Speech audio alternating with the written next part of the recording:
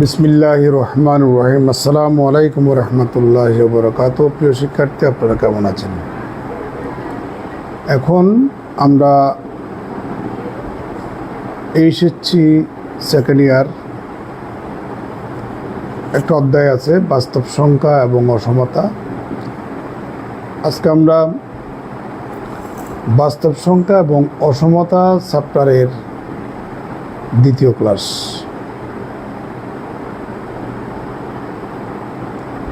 এখন একটা থিওরি আপনাদেরকে প্রমাণ করে দেব।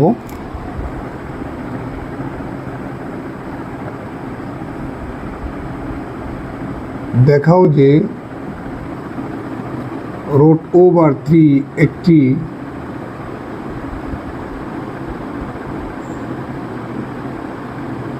অমূলদ সংখ্যা। আপনারা এই অঙ্কটা, এটা একটা থিওরি মূলত। এই থিওরামটা এসএসসিতেও পড়ছিলেন। এটি বোর্ডেও অনেকবার পরীক্ষা আসছে, ইন্টারমিডিয়েটে সেই সুবাদে করা, সবার দৃষ্টি আকর্ষণ করছি। প্রথমে আমরা √2 একটি অমূলদ সংখ্যা, সেটি প্রমাণ করে দিই। মূলদ সংখ্যা এবং অমূলদ সংখ্যা কাকে বলে?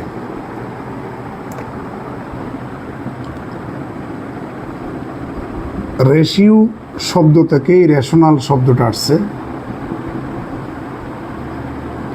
আর রেশনাল এর অর্থ হচ্ছে মূলদ। ধরে নেন পি এবং কিউ দুটা পূর্ণ সংখ্যা।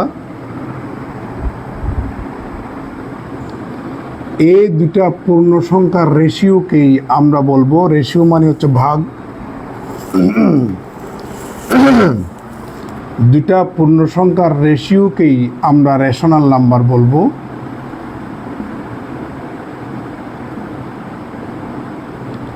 তথা মূলদ সংখ্যা বলবো যদি নিম্নলিখিত দুটা শর্ত ফুলফিল করে।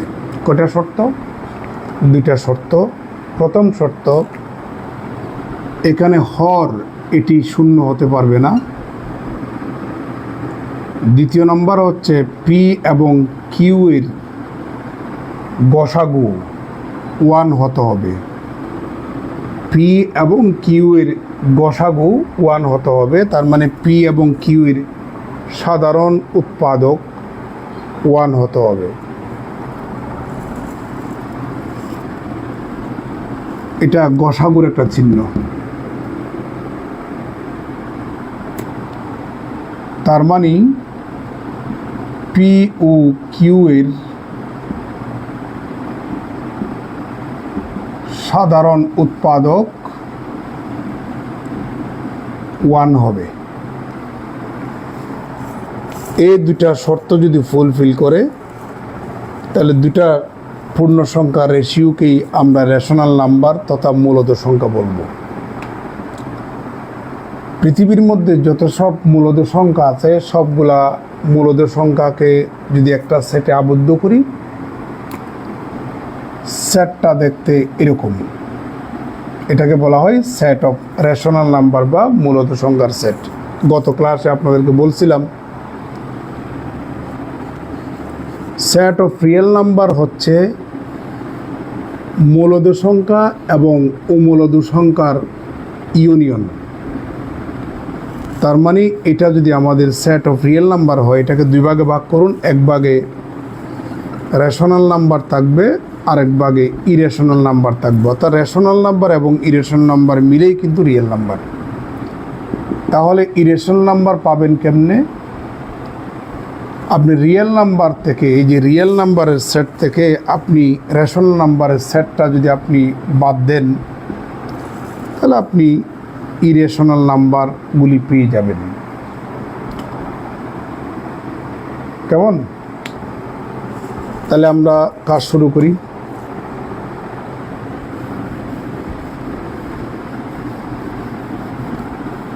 একটা থিওরি প্রমাণ করতে প্রায় 20 ধরনের মেথড আছে। কয় ধরনের মেথড? 20 ধরনের। তন্মধ্যে একটা মেথডের নাম হচ্ছে কন্ট্রাডিক্টরি মেথড।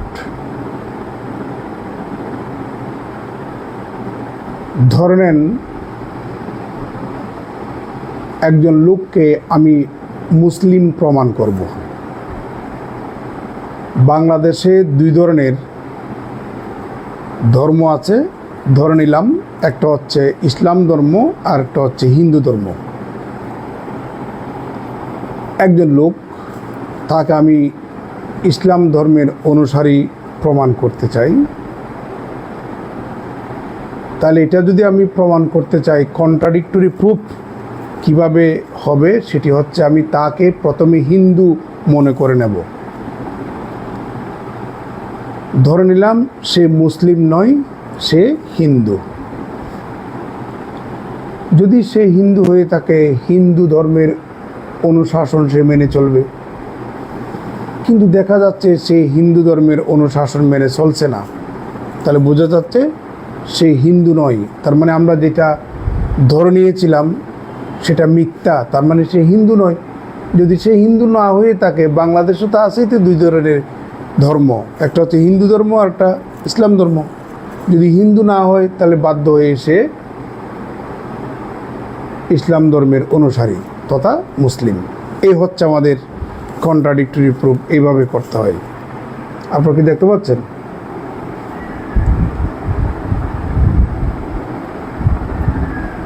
শাহিন ভাই, আমার খুব ভক্ত আপনি, দেখলাম আমার প্রত্যেকটা লেকচার আপনার পছন্দ, তারপরে কমেন্ট করেন সুন্দর সুন্দর, ভালোই লাগে আপনার কমেন্টগুলা। আমি কিন্তু আপনাকে কখনো দেখি নাই, আমার মনে হচ্ছে আপনি একটা প্রতিষ্ঠানের শিক্ষক। আপনি আমাকে মেসেঞ্জারে আপনার ডিটেলস দিবেন, ঠিক আছে? আচ্ছা, তাহলে প্রমাণ দেখুন।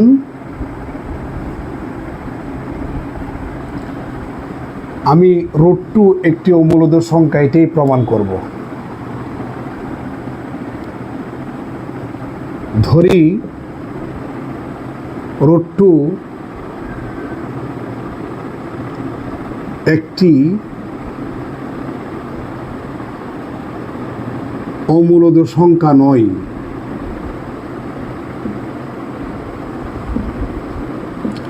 তাহলে √2 একটা মূলদ সংখ্যা। তাহলে √2 একটি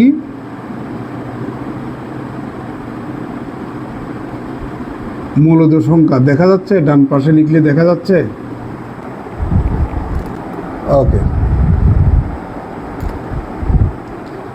যদি √2 একটি মূলদ সংখ্যা হয়ে থাকে, তাহলে √2 দুটা পূর্ণ সংখ্যার রেশিও আকারে লেখা যাবে √2 কে। উল্লেখ্য এখানে পি এবং কিউ উভয়টা ইন্টিজার বা পূর্ণ সংখ্যা, এবং কিউটা শূন্য হতে পারবে না, এবং পি এবং কিউ এর গসাগু বা সাধারণ উৎপাদক 1 হতে হবে।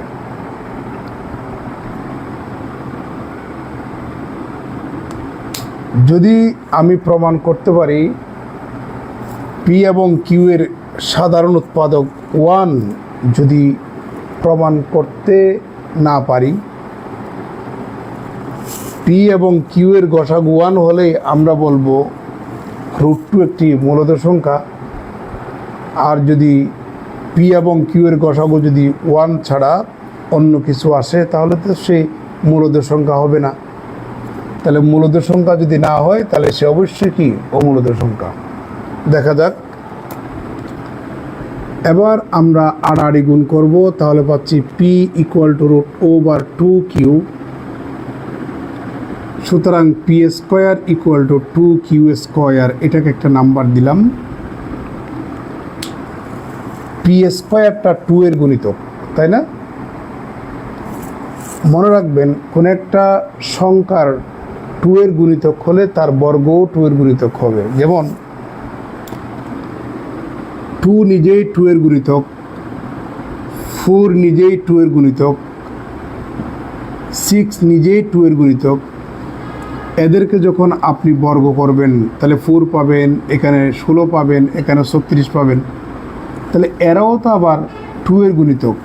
তাহলে কোনো সংখ্যার বর্গ যদি 2 এর গুণিতক হয় তাহলে ওই সংখ্যাগুলো নিজেরাই কিন্তু 2 এর গুণিতক।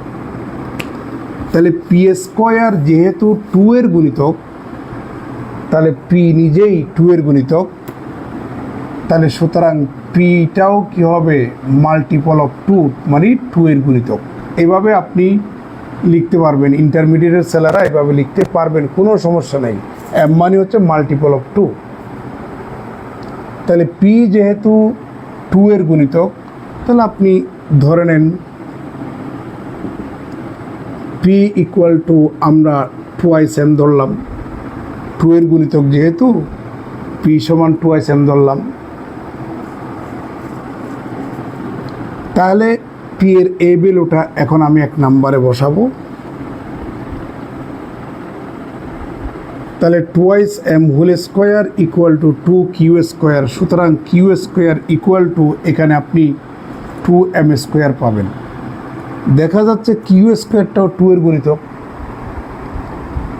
তাহলে কিউ স্কোয়ার যদি 2 এর গুণিতক হয়, তাহলে কিউ নিজেই কিন্তু 2 এর গুণিতক হবে। একটু আগে উদাহরণ দিয়েছিলাম। তাহলে দেখুন এখানে পিটাও 2 এর গুণিতক, কিউটাও 2 এর গুণিতক। তাহলে আমি বোঝার সুবিধার জন্য পি সমান 4 ধরলাম, কিউ সমান আমি 8 ধরলাম। যেহেতু পিটা 2 এর গুণিতক, আমি পি এর একটা 2 এর গুণিতক ভ্যালু ধরলাম। কিউটাও 2 এর গুণিতক, তাহলে আমি কিউটাকেও একটা 2 এর গুণিতক এরকম একটা ভ্যালু ধরলাম। এখন দেখুন পি এবং কিউ তথা 4 এবং 8 এর গসাগু কত বলুন তো দেখি? 4 মানে সেই 1 নয়। তার মানে আমি আপনাদেরকে এটা বোঝাতে যাচ্ছি, দুইটা 2 এর গুণিতক সংখ্যার গসাগু কখনো 1 হবে না। তাহলে আমরা সেই কথাটা একটু ম্যাথমেটিক্যালি বলি। এখন তো একটু উদাহরণ দিয়ে দেখালাম, এখন ম্যাথমেটিক্যালি বলি। যেহেতু P is the multiple of 2 এবং Q is the multiple of 2, অর্থাৎ পি এবং কিউ উভয়টা 2 এর গুণিতক, সেহেতু পি এবং কিউ এর গসাগু কখনো 1 হবে না। কিন্তু পি এবং কিউ এর গসাগু 1 হলেই তো পি বাই কিউ এই আকারের সংখ্যাকে বলবো আমরা মূলত সংখ্যা। তাহলে পি এবং কিউ এর গসাগু যেহেতু 1 আসেনি, তাহলে আমাদের এই পি বাই কিউ তথা √2 এখন মূলত সংখ্যা না। তাহলে √2টা যদি মূলত সংখ্যা না হয়, রিয়েল নাম্বার তো 2 ধরনের নাম্বার আছে, একটা হচ্ছে মূলত সংখ্যা আর একটা হচ্ছে অমূলত সংখ্যা। তাহলে √2 যদি মূলত সংখ্যা না হয়, তাহলে নিঃসন্দেহে সে অমূলত সংখ্যা। তাহলে আমরা এখানে লিখব দিস ইমপ্লাই দ্যাট, অর্থাৎ এই কন্ডিশনটা ইমপ্লাই করে, যে নির্দেশ করে যে পি বাই কিউ অর্থাৎ √2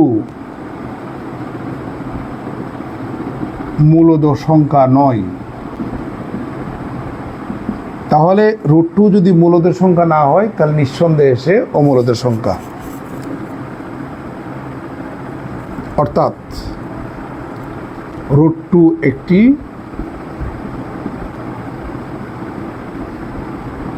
অমূলদ সংখ্যা। সিম্পলি আমরা প্রমাণ করলাম। আর আমার বইয়ে এই থিওরামটা প্রায় 5-6 মেথডে করছি, আমি সহজে আপনাদেরকে করে দিলাম। ঠিক আছে, একটু চোখ বুলান।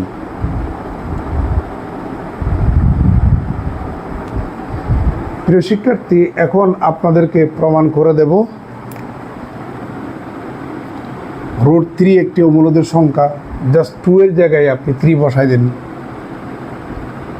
তাহলে এখানে √3 হবে, এখানে √3 হবে, এখানে √3 হবে। এখানে √3 হবে, এখানে 3 হবে। তাহলে এবার আসেন, পি স্কোয়ারটা যদি 3 এর গুণিতক হয় তাহলে পি নিজেই কিন্তু 3 এর গুণিতক হয়। তাহলে পি যেহেতু 3 এর গুণিতক, আমি পি সমান 3m ধরলাম। এখানে উল্লেখ্য এমটা হচ্ছে আমাদের ইন্টিজার পূর্ণ সংখ্যা। পি এর এই ভ্যালুটা যখন 1 নম্বরে বসাবেন তাহলে এখানে তো অবশ্যই 3, এখানেতে 3, তাহলে আপনি এখানে পাবেন 3। কিউ স্কোয়ারটা যদি 3 এর গুণিতক হয়, কিউ নিজেই কিন্তু 3 এর গুণিতক হবে। মনে রাখবেন, দুইটা 3 এর গুণিতক সংখ্যার গসাগু 1 হবে না, 3 এর গুণিতকই হবে। তাহলে যেহেতু পিটা 3 এর গুণিতক, কিউটাও 3 এর গুণিতক, তাহলে তাদের গসাগু কখনো 1 হবে না। এটা আবার বিন্দু মনে করতে যাবেন না, এটা আবার খোলা ব্যবধি মনে করতে যাবেন না। ম্যাথমেটিক্সে একই নোটেশন একাধিক কাজে কিন্তু ব্যবহৃত হয়। গত ক্লাসে আপনাদেরকে বলছিলাম,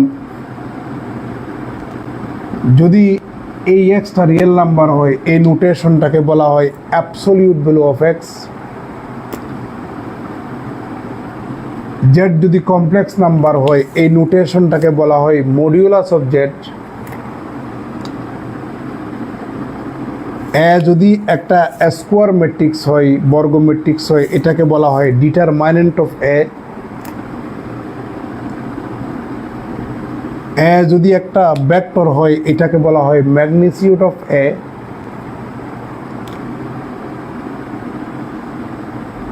এস যদি একটা সেট হয়, এটাকে বলা হয় কার্ডিনালিটি অফ এ সেট। দেখেন, একই নোটেশন পাঁচভাবে আমি পাঁচবার ইউজ করেছি, এক এক জায়গায় এক এক নামে আমি ডাকলাম।